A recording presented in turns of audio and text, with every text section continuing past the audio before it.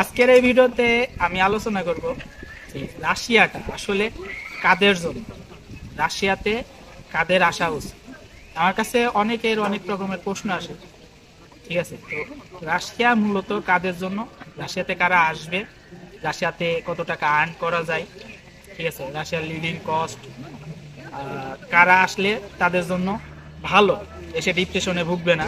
আমি এর আগের একটা ভিডিওতে কিন্তু ক্লিয়ার করছি যে যাদের বাজেট 10 থেকে 15 বা 20 লাখ টাকা পর্যন্ত, তাদের ভাই রাশিয়াতে আসার কোনো প্রয়োজনই নাই।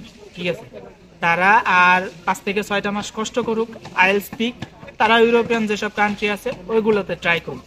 তাদের জন্য রাশিয়া না। রাশিয়া কাদের জন্য? রাশিয়া হচ্ছে মিডল ক্লাস ফ্যামিলি, ঠিক আছে, মধ্যবিত্ত পরিবার, এদের জন্য রাশিয়া ভাই। কারণ এখানে আপনার অল্প টিউশন ফি, এরপরে লিভিং এক্সপেন্স এটা কম। তো যারা মধ্যবিত্ত ফ্যামিলির ছেলে, তাদের বাবার স্বপ্ন যতটুকু ছিল, বাবার সামর্থ্য যতটুকু ছিল, তাকে দিচ্ছে। এখন আমরা মধ্যবিত্ত ফ্যামিলির ছেলে, আমাদের স্বপ্ন কিন্তু বড়, কিন্তু বাবার মানি ব্যাগ ছোট। ঠিক আছে, আমাদের স্বপ্ন বড়, আমরা বড় বড় স্বপ্ন দেখি যে আমরা জীবনে এই করব ওই করব।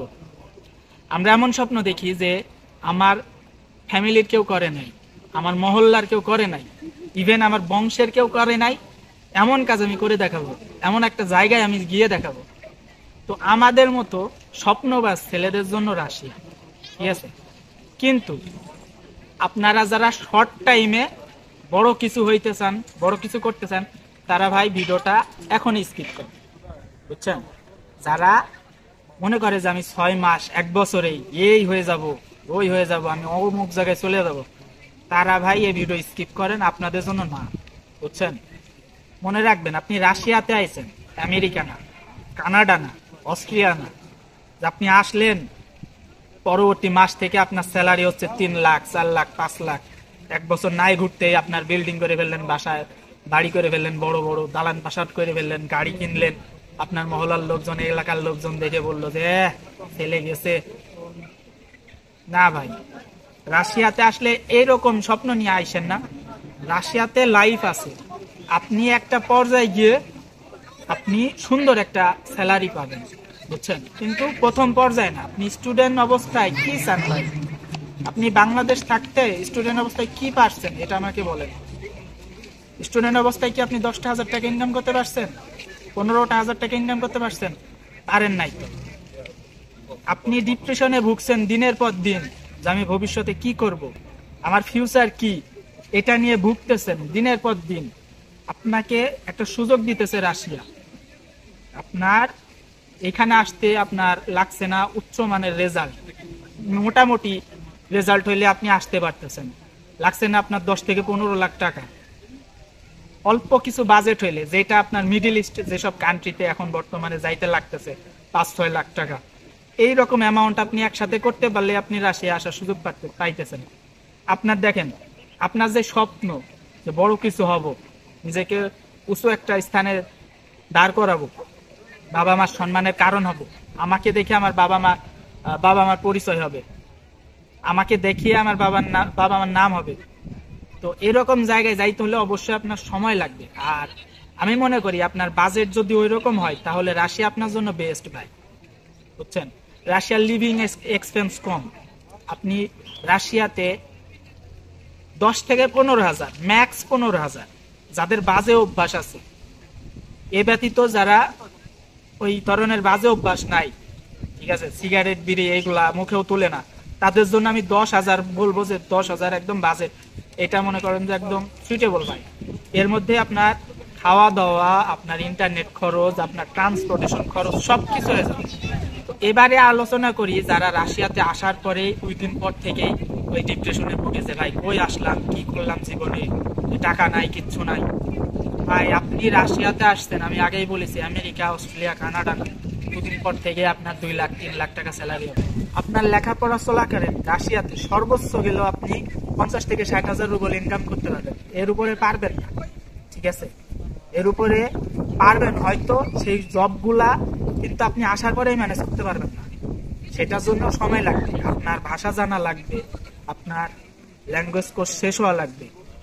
তারপরে গিয়ে আপনি কাজের জন্য পারমিশন পাবেন। তখন চাইলে কিন্তু আপনি মোটামুটি যে লো লেভেলের যে জবগুলো আছে, লো ক্যাটাগরির জবগুলা, এইগুলা বাদ দিয়ে যদি আপনি মোটামুটি মানে যে জবগুলো আছে ওইগুলা ম্যানেজ করতে পারেন, ওইগুলা ম্যানেজ করতে পারলে আশা করা যায় যে একটু আপনার স্যালারি ইনক্রিজ হবে। তো আপনারা যারা এসেই মনে করেন যে এই করে ফেলবো এই করে ফেলবো, এরকম স্বপ্ন নিয়ে রাশিয়াতে এসেন না। আপনার স্বপ্ন 2 দিনেই মুক্ত হয়ে পড়বে, ঠিক আছে? আপনাকে ধৈর্য ধরতে হবে, আপনার স্টাডি কমপ্লিট হওয়া পর্যন্ত ধৈর্য ধরতে হবে। এরপরে গিয়ে আপনি জব সার্চিং এর জন্য সময় পাবেন, তখন আপনি ভালো ভালো জায়গায় অ্যাপ্লাই করার সুযোগ পাবেন। ভাই নিজেকে আগে যোগ্য করুন, বুঝছেন? এটা শুধু রাশিয়ার জন্য না, নিজেকে আগে যোগ্য করুন। এটা শুধু রাশিয়ার জন্য না, এটা প্রত্যেকটা দেশের জন্যই। আপনি নিজে যোগ্য থাকলে ভাই জব আপনার ওই খুঁজে বেড়ানো লাগবে না, ঠিক আছে? আপনার যদি কোনো যোগ্যতায় না থাকে তাহলে আপনি অন্ধ কানা, বুঝছেন? জব কিভাবে খুঁজে পাবেন? আপনার যদি যোগ্যতা থাকে কোনো কাজে, কোনো স্কিল আপনার থেকে থাকে, তাহলে অবশ্যই আপনি সেই সেক্টরে ভালো একটা স্যালারি পাবেন। আশা করি বুঝতে পারছেন যে কারা এখানে আসবেন। ভাই আপনি স্বপ্নবাজ হন, ঠিক আছে, আপনি বড় স্বপ্ন দেখেন, বড় জায়গায় যাবেন, এটা দেখেন, ঠিক আছে, তবে এটার জন্য সময় লাগবে অবশ্যই। আপনি ওই ঘুম থেকে উঠেই দেখবেন যে সবকিছু আমার হয়ে গেছে, এমন তো না ভাই। আপনাকে অবশ্যই পরিশ্রম করতে হবে, সময় দিতে হবে, এরপরে গিয়ে তো আপনি একটা ভালো কিছু আশা করেন। তো হুট করেই কিন্তু বড় কিছু হওয়া যায় না ভাই, অবশ্যই আপনাকে কঠোর পরিশ্রম করতে হবে, আপনাকে লেগে থাকতে হবে ধৈর্য নিয়ে, ঠিক আছে? আর সর্বশেষ ভাই সৃষ্টিকর্তার উপরে বিশ্বাস রাখতে হবে। আপনি যতই চেষ্টা করেন, বুঝছেন, আপনার নসিবে যদি ওইটা না থাকে, সে যদি না চায়, আপনি কখনোই ওইটা হইতে পারবেন না। তো নিজের চেষ্টাটা নিজের কাছে রাখেন এবং সৃষ্টিকর্তার কাছে চাইতে থাকেন, দোয়া করেন, অবশ্যই সে আপনাকে ভালো কিছু দিবে ইনশাল্লাহ। তো আজকের মতো বিদায় নিচ্ছি, দেখা হবে নতুন কোনো ভিডিওতে, নতুন কোনো টপিক নিয়ে। সেই পর্যন্ত সবাই ভালো থাকবেন, আমার জন্য দোয়া করবেন। পাকা পাকা।